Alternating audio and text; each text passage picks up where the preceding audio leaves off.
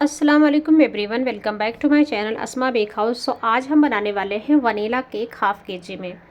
और ये बहुत ही सिंपल सा डिज़ाइन है। तो इसके लिए मैंने 5 इंच कटिंग में स्पॉन्ज को बेक किया था और यहाँ पर हम 4 लेयर कट करेंगे, क्योंकि ये जो केक है हमें थोड़ा सा टाल बनाना है। तो इसके लिए मैंने 5 इंच की टिन में स्पॉन्ज को बेक किया था 160 ग्राम प्रेमिक्स के साथ में। नॉर्मली मैं जब भी हाफ़ के जी का केक बनाती हूँ तो 150 ग्राम प्रेमिक्स ही लेती हूँ, बट क्योंकि यहाँ पर मुझे थोड़ा सा हाइट चाहिए था केक के अंदर, तो इसके लिए मैंने थोड़ा सा ज़्यादा प्रेमिक्स लिया है। और बहुत से लोग यहाँ पर कंफ्यूज होते हैं टिन्स की साइज़ को लेकर के कि अगर हाफ़ के जी का केक बनाना है तो कौन सा टिन यूज़ करें, 1 के जी के केक के लिए कौन सा टिन यूज़ करना चाहिए। तो देखिए, ये आपके केक के डिज़ाइन के ऊपर डिपेंड करता है। नॉर्मली हम 6 इंच का टिन यूज़ करते हैं हाफ़ के जी केक बनाने के लिए, बट जब भी आपको कोई टाल केक बनाना है तो वहाँ पर हम 5 इंच का टिन लेते हैं, जिससे कि हमें थोड़ी सी हाइट मिल जाए। तो इस तरीके से आप केक के डिज़ाइन के हिसाब से अपने टिन को सेलेक्ट कर सकते हैं। तो यहाँ पर मैंने 4 लेयर करके उसको साइड में रख दिया। अब हम क्रीम को रेडी करेंगे, जो हमारी फिलिंग होने वाली है वनीला केक में। तो इसके अंदर हम कोई क्रश का यूज़ नहीं करते हैं, कोई फ्रूट क्रश नहीं जाता है। तो हम टेस्ट कैसे लेकर के आएंगे हमारे केक में, तो यहाँ पर हमें क्या करना है। और ये मेरे पास थोड़ी सी पहले की क्रीम रखी हुई थी, जो मैंने पहले केक बनाया था 1-2 दिन। तो 3-4 दिन तक आपकी क्रीम ख़राब नहीं होती, आप इस तरीके से रख सकते हैं। और फिर कोई जो दूसरा ऑर्डर आता है तो उसमें आप इस तरीके से यूज़ कर सकते हैं। बट ध्यान रहे, आपको वो जो पहले की क्रीम है वो आपको फाइनल आइसिंग में यूज़ नहीं करना है, उसको आपको लेयरिंग में ही यूज़ करना है। तो यहाँ पर मैंने हाफ़ क्रीम को साइड में रख लिया है फाइनल आइसिंग करने के लिए। जो क्रीम बची हुई है हमारी, उसके अंदर मैंने यहाँ पर व्हाइट चॉकलेट गनाश डाला है, उसी के साथ में मैंने थोड़ा सा वनीला एसेंस भी डाला है। अब हम इन सारी चीज़ों को बहुत अच्छे से मिक्स कर लेंगे, तो इससे क्या होगा कि हमारे केक में एक अच्छा सा टेस्ट आ जाएगा। क्योंकि वनीला में हम कोई क्रश वगैरह नहीं डालते, तो टेस्ट कैसा है। अगर आप सिर्फ क्रीम और स्पॉन्ज के साथ में केक बनाएंगे तो उतना ज़्यादा टेस्टी नहीं रहेगा। बट अगर आप इस तरीके से केक बनाएंगे तो बहुत ज़्यादा टेस्ट, यानी आपके वनीला केक का जो टेस्ट है वो बहुत ज़्यादा बढ़ जाएगा। तो आप इस तरीके से ज़रूर बना करके देखिए और अपना फीडबैक देना नहीं भूलना। तो यहाँ पर हमारे क्रीम रेडी हो चुका है। अब हम इससे हमारे केक का फ्रॉस्टिंग करेंगे। तो यहाँ पर मैंने स्पॉन्ज को रख दिया है बोर्ड के ऊपर, और हमने जो सोक किया है उसमें भी मैंने थोड़ा सा व्हाइट चॉकलेट गनाश डाला था, और उसके अंदर भी मैंने थोड़ा सा वनीला एसेंस डाल करके ये हमने बनाया है। उससे हम यहाँ पर स्पॉन्ज को सोक करें, जिससे कि हमारे स्पॉन्ज में भी एक अच्छा सा टेस्ट आ जाए।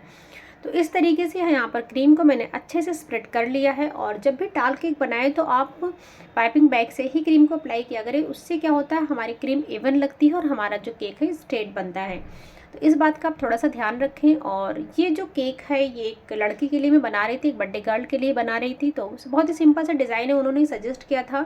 तो वो भी मैं आगे आपको दिखाऊंगी किस तरीके से हमारा केक बना था। तो यहाँ पर मैंने थोड़ा सा चॉकलेट गनाश को बचा लिया था, उसको भी मैंने यहाँ पर अप्लाई कर दिया है थोड़ा सा, तो उससे भी एक अच्छा सा टेस्ट आता है। और फिर सबसे पहले हमें साइड में जो भी गैप्स है उसको फिल करना है। ये मैं कई बार बता चुकी हूँ आप लोगों को कि साइड में पहले आपको गैप्स को फिल करना है, उसके बाद हमें ऊपर क्रीम अप्लाई करना है। इससे क्या होता है कि हमारा केक बहुत ज़्यादा स्ट्रेट बनने के साथ साथ अगर हम पैलेट नाइफ से इस तरीके से हम उसको क्लीन करते जाते हैं, फिनिशिंग देते जाते हैं साइड से, तो हमारा केक बहुत अच्छे से स्ट्रेट बनता है और उसमें फिनिशिंग बहुत अच्छी आती है। इन छोटी छोटी बातों का अगर आप ध्यान रखेंगे तो अगर आप बिगिनर भी हैं तो भी आप बहुत अच्छे से केक बना पाएंगे। तो दोबारा से मैंने अच्छे से सोक कर लिया है। अब हम दोबारा से क्रीम को अप्लाई करेंगे और इसी तरीके से हमें सारे लेयर्स को बिल्ड कर लेना है। तो यहाँ पर मैंने क्रीम को अच्छे से लगा लिया है और उसके बाद हम सेकेंड लेयर को भी यहाँ पर रख देंगे। तो जो बीच वाली लेयर होती है उसको हमें सबसे पहले रखना होता है। उससे क्या होता है कि क्योंकि वो थोड़ा सा थिक लेयर होती है, तो उससे हमारा जो केक होता है इवन बनता है। अब दोबारा से भी मैंने यहाँ पर चॉकलेट गनाश को डाल दिया है। तो जिस तरीके से हम चॉकलेट केक बनाते हैं, नहीं डार्क चॉकलेट केक बनाते हैं, उसमें हम चॉकलेट गनाश डालते हैं और क्रीम में भी चॉकलेट गनाश का, उसी तरीके से हम यहाँ पर वाइट चॉकलेट का यूज़ करते हैं। और इसकी जगह पर आप चाहें तो कंडेंस मिल्क भी ले सकती, बट मुझे इसका टेस्ट ज़्यादा अच्छा लगता है, इसीलिए मैं यहाँ पर वाइट चॉकलेट का ही यूज़ करती हूँ। और उसी के साथ साथ अगर आपके पास वाइट चोको चिप्स है तो वो भी आप डाल सकते हैं। मेरे पास अभी नहीं था अवेलेबल, इसलिए मैंने यहाँ पर नहीं डाला है। तो इसी तरीके से मैंने यहाँ पर सारे लेयर्स को अच्छे से लगा दिया है। और अब हम इसको क्रम कोट करके कम से कम 15 से 20 मिनट के लिए फ्रिज में रख देंगे अच्छे से सेट होने के लिए। उसके बाद हम फाइनल आइसिंग करेंगे। तो अभी क्या है, गर्मियाँ चल रही हैं और बहुत ज़्यादा गर्म हो रहा है तो आप एक बार इस तरीके से क्रम कोट करके थोड़ी देर के लिए सेट करने के बाद ही फाइनल आइसिंग किया करें। तो उससे क्या होगा, आपकी आइसिंग बहुत अच्छी होगी और फिनिशिंग बहुत अच्छी आएगी। और अभी आप लोग देख पा रहे होंगे बहुत सारे लोगों के ये गर्मियों में बहुत ज़्यादा प्रॉब्लम्स आती है कि उनकी क्रीम मेल्ट होने लगती है, फटने लगती है बहुत अच्छे से, यानी उनकी फिनिशिंग नहीं हो पाती है। तो देखिए, अगर आप प्रॉपर तरीके से क्रीम को बीट करेंगे तो आपको कभी भी ये प्रॉब्लम नहीं आएगी। आपकी क्रीम अगर अच्छे से बीट हुई होगी तो वो कभी भी मेल्ट नहीं होगी। क्योंकि मैं जहाँ पर काम करती हूँ, मैं किचन में ही काम करती हूँ एक साइड में, और फ़ैन भी मेरा बंद रहता है, क्योंकि फ़ैन चला के जब मैं वीडियो शूट करती हूँ तो वो बहुत ज़्यादा फ्लिकर करता है, बहुत ज़्यादा प्रॉब्लम्स आती है। इसके लिए मैं फ़ैन बंद करके रखती हूँ। और इतनी गर्मी में काम करने के बावजूद भी आप लोग देख पा रहे हो कितनी स्टिफ क्रीम है मेरी। तो अगर आप परफेक्ट तरीके से क्रीम को व्हिप करेंगे तो आपकी क्रीम कभी भी मेल्ट नहीं होगी। दूसरा, क्रीम व्हिप करने के बाद थोड़ी देर के लिए रख दिया करें फ्रिज में सेट होने के लिए, उसके बाद ही आप काम करना स्टार्ट करें। तो यहाँ पर हमारा क्रम कोट हो चुका था, उसको मैंने थोड़ी देर के लिए फ्रिज में रख दिया था सेट होने के लिए। तो अभी मैं लेकर के आ गई हूँ फाइनल आइसिंग करने के लिए। तो फाइनल आइसिंग करने के लिए यहाँ पर जो केक का जो शेड था वो पर्पल शेड में मुझे बनाना था। तो यहाँ पर मैंने पर्पल शेड का क्रीम बना लिया था, उसको पाइपिंग बैग में मैंने फिल कर लिया है। और इस तरीके से हम यहाँ पर केक के चारों तरफ अच्छे से अप्लाई कर देंगे। और दूसरा, आप जेल कलर का ही यूज़ किया करें, क्योंकि कभी कभी क्या होता है लिक्विड कलर का जब हम यूज़ करते हैं क्रीम में तो भी थोड़ा सा पतला हो जाता है। वैसे तो अगर आप परफेक्ट तरीके से बीट करेंगे तो आपकी क्रीम पतली नहीं होती। और किस तरीके से परफेक्ट तरीके से आपको क्रीम को बीट करना, अगर आपको नहीं पता तो उस पर भी मैंने ऑलरेडी एक डिटेल्ड वीडियो अपलोड करके रखी है मेरे चैनल पर, तो आप लोग जा करके देख सकते हैं। तो ये जो केक था ये वाइट और पर्पल शेड में था, नीचे पर्पल था, ऊपर ऑफ वाइट कलर का था। तो ऑफ वाइट बनाने के लिए मैंने एक ड्रॉप से भी कम यहाँ पर येलो जेल कलर डाला था। तो इस तरीके से मुझे क्रीम का कलर अचीव हो गया था। और ये मैंने एक टूथपिक से हल्का सा लगा करके ही मैंने क्रीम में डाला था, क्योंकि अगर आप डायरेक्ट हम जब बॉटल से डालते हैं तो वो एक ड्रॉप से कम जाता ही नहीं, यानी एक ड्रॉप जला ही जाएगा और फिर वो हमारा येलो शेड बन जाता है। हमें यहाँ पर येलो नहीं चाहिए था, एकदम ऑफ वाइट कलर का शेड चाहिए था। तो इसके लिए मैंने ज़रा सा बस टूथपिक में लगा करके मैंने क्रीम में डाला था। तो इस तरीके से मैंने यहाँ पर एक बार पैलेट नाइफ घुमाया और आप लोग देख पा रहे हो कितने अच्छे से फिनिशिंग आ गई हमारे केक में। बिना स्क्रैपर के सिर्फ एक बार मैंने यहाँ पर पैलेट नाइफ को घुमाया है। तो यहाँ पर फाइनलाइजिंग करने के लिए क्या होता है कि आपका क्रीम है थोड़ा सा सॉफ्ट होना चाहिए। बहुत ज़्यादा स्टिफ पीक की अगर क्रीम रहेगी तो भी फिनिशिंग करने में दिक्कत आती है। दूसरा, ये सारी चीज़ें आप करते करते प्रैक्टिस से भी आ जाती हैं तो बहुत ही ईजीली फिनिशिंग हो जाता है। तो साइड में बहुत अच्छे से यहाँ पर फिनिशिंग हो गई। अभी मैं ऊपर भी इस तरीके से कर लूँगी। तो बहुत अच्छे से आपको यहाँ पर क्लीन करना है, क्योंकि जितना अच्छा आपका केक क्लीन होगा, फिनिशिंग होगा जितने अच्छे से, उतना ही देखने में ज़्यादा अच्छा लगेगा। तो यहाँ पर धीरे धीरे करते हुए मैंने बहुत अच्छे से इसको केक को फिनिशिंग दे दिया है। और अब हमें इस पर छोटे छोटे फ्लावर्स बनाने हैं वाइट और पर्पल शेड में। तो यहाँ पर अभी मैं आपको दिखाऊंगी किस तरीके से बनाना है। तो अभी थोड़ा थोड़ा मुझे साइड में लग रहा था वो क्रीम में, यहाँ पर जो भी एक्स्ट्रा क्रीम था उसको मैं इस तरीके से रिमूव कर रही हूँ, ताकि हमारे केक को एक शार्प एज भी मिल जाए और देखने में भी वो बहुत ज़्यादा अच्छा लगे।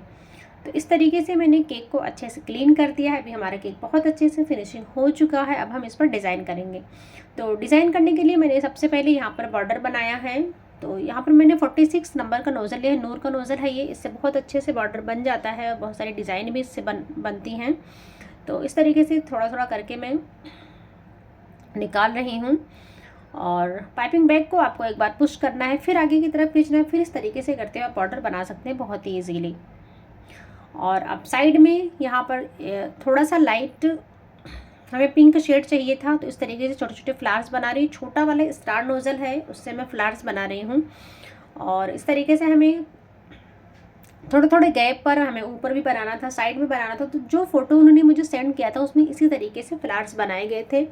तो यहाँ पर छोटे छोटे फ्लावर्स मैंने बना लिए हैं। और अब इनके बीच बीच में हमें पत्ते बनाना था। तो पत्ते बनाने के लिए मैंने यहाँ पर कोई भी लीफ नोज़ल का यूज़ नहीं किया, वैसे तो मेरे पास था, बट मैंने डायरेक्ट यहाँ पर पाइपिंग बैग में वी शेप का कट दिया है और इससे बहुत अच्छे लीव्स बन जाती हैं। आपको अगर आपके पास नहीं है तो भी आपको लेने की ज़रूरत नहीं है, आप डायरेक्ट पाइपिंग बैग से ही बहुत अच्छी लीव्स बना सकते हैं। तो इस तरीके से मैं घुमा घुमा कर हर तरफ से जो हमने फ्लावर्स बनाए थे उसके चारों तरफ इस तरीके से मैं लीव्स को बना रही थी।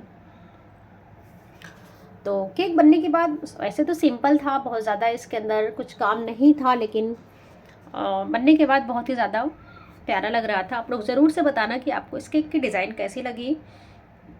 और यहाँ पर इस तरीके से मैंने ऊपर भी थोड़ा थोड़ा करके बना रहे हो। एक बात का आपको ध्यान रखना है कि जब भी जो भी आप लीव्स बना रहे हैं वो क्रीम आपकी सॉफ्ट होनी चाहिए, यानी स्टिफ पीक वाली क्रीम रहेगी तो आपके लीव्स अच्छे नहीं निकलेंगे। तो थोड़ा सा आपको क्या करना है, अगर आपकी स्टिफ क्रीम है तो उसमें थोड़ा सा आपको कलर डाल के अच्छे से उसको स्मच कर लेना है पैलेट नाइफ से, तो वो सॉफ्ट हो जाएगी। या फिर पाइपिंग बैग में डाल करके आप डायरेक्ट भी कर सकते हैं, तो भी वो सॉफ्ट हो जाएगी। और उसके बाद ही आपको लीव्स बनाना है, तो इस बात का आपको ध्यान रखना है। और फिर छोटे छोटे डॉट्स उसमें बनाए गए थे तो वाइट क्रीम से। तो यहाँ पर मैंने एक पाइपिंग बैग में क्रीम को फिल कर लिया। ये भी क्रीम हमारी थोड़ी सॉफ्ट ही होनी चाहिए तभी निकलेगा अच्छे से।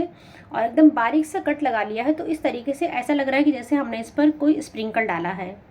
अब थोड़े से स्प्रिंकल भी मेरे पास थे वाइट कलर वाले, तो वो भी मैंने डाल दिया था। वैसे तो उस पर नहीं थे, बट मैंने यहाँ पर इस तरीके से डाल दिया है। और इस तरीके से हमारा जो केक है उसका फाइनल लुक कंप्लीट हो गया। थोड़ा सा मैंने साइड में इस तरीके से डाल दिया है। तो बहुत ही सिंपल सा डिज़ाइन है, आप लोग ज़रूर से बना सकते हैं इसको और इंजॉय कर सकते हैं। तो इस तरीके से साइड में डालने के टाइम आपको बहुत ही ध्यान से डालना है, वरना कभी कभी क्या होता है हमारा हाथ भी टच हो जाता है और फिर हमारा केक ख़राब हो जाएगा। तो आपको दूर से ही डालना है इसको बहुत ही ध्यान से, ताकि आपका केक में आपके फिंगर टच ना हो।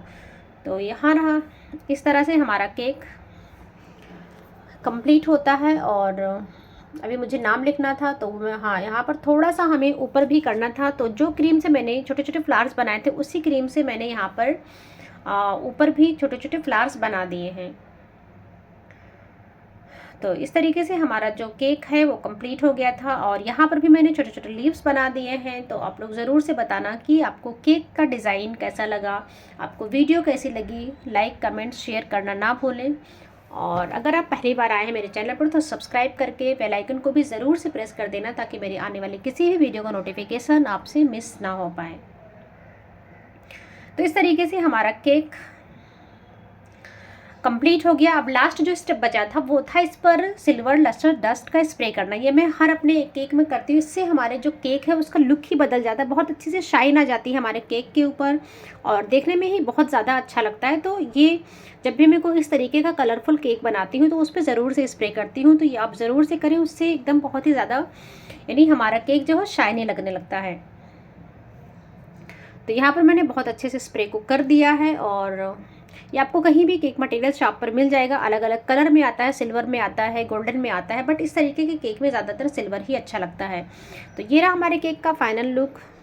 कमेंट में ज़रूर बताएं आपको केक कैसा लगा। सो मिलते हैं मेरे नेक्स्ट वीडियो में, तब तक के लिए टेक केयर, अल्लाह हाफिज़। वीडियो देखने के लिए आपका बहुत बहुत शुक्रिया। Thanks for watching.